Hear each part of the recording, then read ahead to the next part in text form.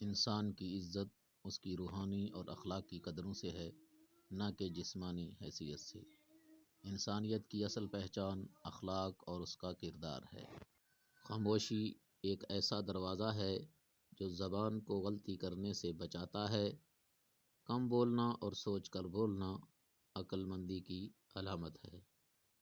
جس نے دوسروں کی خدمت کی وہ خود سردار بن گیا۔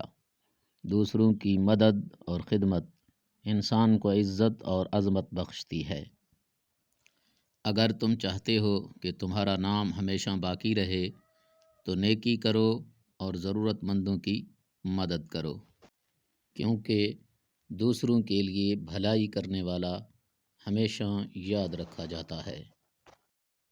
آپ کی محبتوں کا شکریہ۔